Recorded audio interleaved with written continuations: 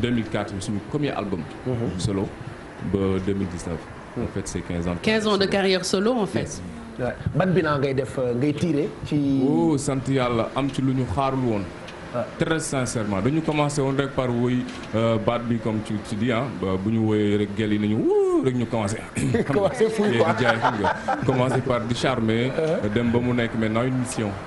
tu vois dépassé na maintenant l'envie de faire plaisir. on a un devoir ak benn respect. benn contrat bu ñu am ak le peuple sénégalais. ñu ci def suñu kéem kattan.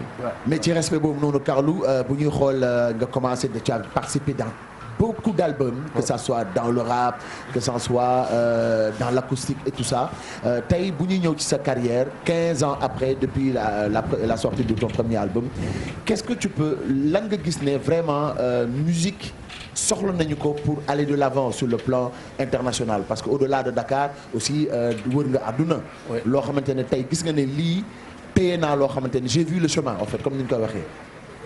waaw li may def mooy déjà sant yàlla ci li nga xamante ni doon nañ ko ñaan depuis le début commencé comme li ma wax ex ñoo tàmbalandoo. Parcelles Assainies maa ngi commencé centre culturel Parcelles Assainies. foofu laa njëkk a joué jóge fa dem Sorano ci quelques salles yu mag yi ma jot pour résumer dem Sorano jóge fa dem Grand Théâtre après on a fait le Grand Théâtre de Stockholm. On a fait aussi, pour résumer, la grande salle de Massimo, elle est italienne, elle doit connaître. C'est la deuxième plus grande salle d'opéra du monde entier. Ah ouais. Où jouer les Mozart et tout. Ouais. Donc loolu sa ak cant la boo xamante ni mënuñu koo fay suñu borom. lu ñu musul xalaat la suñu àdduna. lu la bett la lu la bettul la loo njortuloo ko bi ngay tàmbali carrière bi. lu amoon est-ce que xalaatoon nga ni déjà di nga toll fii est-ce que xalaatoon nga ni di nga def tour du monde est-ce que xalaatoon nga ni di nga def salle yi gën a mag est-ce que xalaatoon nga ni sax jamono dina dem ba bi ngay nekk tout tànk di dégg Youssou di woy ak benn suédoise di nga dem ba taxaw ak suédoise boobu ngeen liggéey ak frère am toll fi nga toll tey est-ce que xalaatoon nga ko. honnêtement non. pour dire vrai. honnêtement non mais amoon nañu yëg-yëg ak bëgg-bëgg. jaam moom sàkku rek la am. jaam mooy sàkku yàlla mooy dogal. amaana li ñu yaakaaroon suñu borom may nañu sax ñu ko ëpp. très sincèrement. li ci yàlla nag moom xam nga du la may lépp. tey bu ma sañoon. suma yaay toog fii wala mu toog di ma seetaan parce que man moom mooy suma ndam. waaw su ma sañoon suma papa d'ailleurs suba la lay def at bi suuf. ñu may siyaar bu baax suma rak aada ak kii ne di leen wax.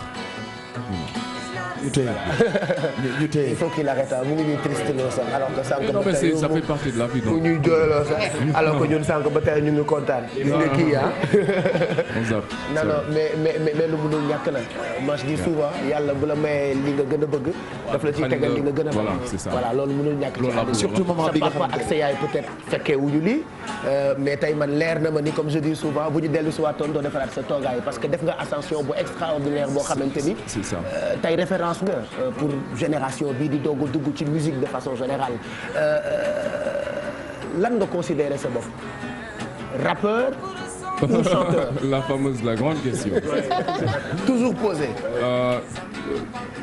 Bon man je fais de la musique. Je suis artiste. aw ma limite. yàlla moo may xam nga. non yàlla moo lay jox. ba boo tëddee wala nga dégg wala nga toog fu mu la fekk rek benn affaire ñëw sa bopp benn. inspiration bi. il faut nga génne ko et ni mu ñëwee nga koy génne.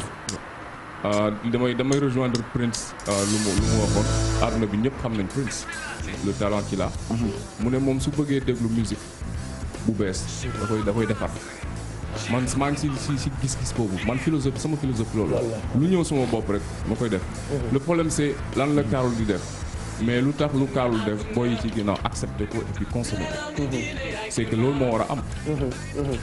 sa histoire kenn du ci génnee polémique bi amoon à l'époque ci si diggante ak sa papa loolu mënul ñàkk ci.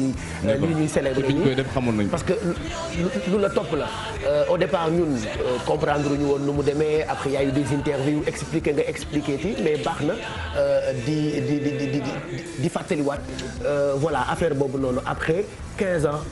ci scène musicale bi. waaw loolu dama ciy sant ci question bi nga ma posé nii single boobu ci la ñuy liggéey nii. dama ko ci sant moom ak suma yaay. ma leen di wax kaar subaan. parce que jur nañ ma fi ma war a jure. yar nañ ma nit ma war a yare. kenn mësu leen dégg ci coow. te kenn mësu leen gis ñuy taxawal. sama yaay ak suma baay. kaar subaan. loolu mooy single bi nga xam ne bientôt Sénégal yi nañ ko am. et Pape yàlla dafa ma suturaal xam nga sutura weesu li nga wax bi ñu koy def j'étais seul et j'avais vraiment peur. et c'est avec ma maman mënuma la assurer 1000 francs par jour. j'étais là. honnêtement seede la. et un gamin avec sa maman sa sœur et son frère mënu la assurer 1000 francs par jour da ngay non tu te lâches pas. Ouais. J'ai crié. Tu as craqué quoi. Voilà. Et il m'a entendu, il m'a écouté, il est revenu vers moi. Ouais. Si su may loxo du ma ne ci la wàcc mais yëgal naa ko ba si néegam mu xool ma ci bët dama yàlla na la yàlla suñu borom fay. loolu mënuma ko jënd. nit am na milliard amul loolu ci waajuram. you know te li ko def mooy rek il a compris. Je regrette beaucoup d'avoir réagi peut-être ainsi, mais nit matul. C'était le seul moyen pour moi d'attirer son attention. Et il m'a écouté. Et voilà. Tey jii je ne voilà quoi. Dans le, you know, si c'était à refaire. Si c'était à refaire. Oui. Ak maturité bi ma am dinaa ko defee neneen. mais jëriñ na la quand même. Ah beaucoup. Bah oui. beaucoup su amuloon lii lu am. parce que ab liir bu soxlaa dara day yuuxu. c'est exactement ça baayam réagir. il est revenu jox ko meew mu naan daal di koy jox ween wi mu màcc. non il m'a fait mais c'est quoi ton problème je lui ai dit je veux que toi et moi ñu toog ñu wax pas entre père et fils mais d'homme à homme. il m'a fait ah bon je lui ai dit oui. et il est venu quitter fu mu nekk ñëw ne ma je suis là. et ce jour-là comprendre na lu bari. si le problème yëpp.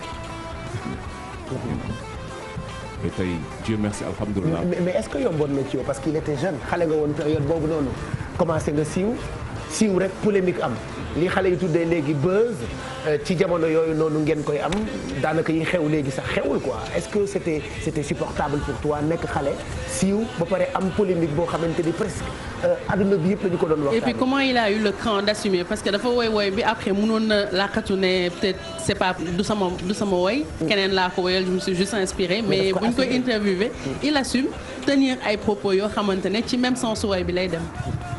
waaw bi may def je me rappelle à l'époque c'était avec DJ dama composé morceau bi ne leen bon les gars je veux sortir ce titre. ils ont écouté ils m'ont fait tu veux te suicider. ma leen ba dama koy génn parce que bii mooy seul moyen bu may dégloo parce que je le connais. sinon il va pas m'écouter il va jamais revenir vers lui. il m'a fait mais après les gens vont te mêler les gens. du seen problème sama histoire la sama problème la tu vois la fin bi ma ko génne ñëpp xale bi dafa rew ma defaat mix na li may wax ku ko bañ góo you know man waxuma leen ki may waxal xam na boppam et xam na li ñu dund il sait très bien ce qui s'est passé. mais loolu polémique boobu noonu nan nga ko mën a dékkoo en tant que jeune nekkul woon ci société bi nga xamante ni période société boo xam dañuy ñun dañuy ndigalu ko waajur nekk ci société boo xamante ni vraiment. dañu nekk ci société boo xam ne nit yi dañuy fuite de responsabilité. société bu xaw a hypocrite quand même. grave. dafa am fuite de responsabilité ci yu bari. tu vois il faut que maintenant waxtaan di am. waxtaan su amee rek réeroo du am. ñu ci bëri ñàkk waxtaan la. tu vois et bi coow li amee parce que bu dee objectivement. yaa ngi xool kii wax lii di nga xalaat kii li mu wax fan la ko teg. nga xool li mu wax est-ce que méngoo na ak ni muy doxale moom bi ñu lay déglu di la seet lu ñu ci bëri li ma wax ci nga baal ma ak maa ngi jégalu saaga naa la fu ne saaga naa la lu ne parce que lii ak lii ak lii mais bi ma ñëwee xoole gi maa ngi lay jégalu bal la ak li ma ko wax mënu ma xam nu mu toll. parce que sa baay la c'est normal. non parce que xamuñu. mais mën nañu jàppee période mu nekkoon période bi gën a difficile ci sa carrière. voilà li parenthèse la woon xam nga bu ñu la doon laaj sa papa Ndiaye Bale di nga fi jooy. c'était am na yu bëri yu ma ci war a vraiment difficile. et puis li gën a métti dans cette histoire c'est que Carlou bi muy ñàkk yaayam tournée la nekkoon ak PBS Radical boobu ñoo doon dem tournée.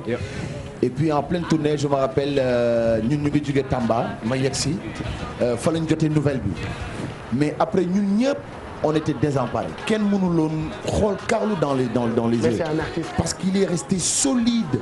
li gën a graaw moom mooy xamoon na responsabilité bu nekkoon ci loosam da ko angu et boobu ba léegi je pense que ne ñi nekkoon autour de lui xam nañu lu ñuy wax il a vécu seul bi muy génne single boobu quand Awadi m'a appelé na ma ne ko c'est quand même fort mu ne mais je pense qu'il a raison et aujourd'hui il a prouvé à tout le monde que doom dafa soxla papam un enfant ne grandit pas seul et que aujourd'hui tout le monde lui a donné raison et je pense que ne ce cri de cœur papa ji dégg na ko il reste toujours un rugi quand le lion il rugit donc foo mënti toll da nga koy dégg son père l'a entendu ñëw na problème bi réglé na te kenn yëgul et macha allah li mu ko waxee tey on est tous fiers et je pense que exemple bu képp kuy góoru yàlla rek war na xam diggante papa ak doom am na lu ci war. mais sawaay vraiment Carlou. sawaay on te truc sawaay. waaw sawaay ñu ngi jëm le 28 décembre nag.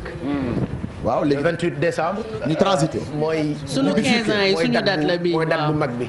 ñi bifurqué. voilà mooy date bu. bu baax bi date bu toll ni ma doon.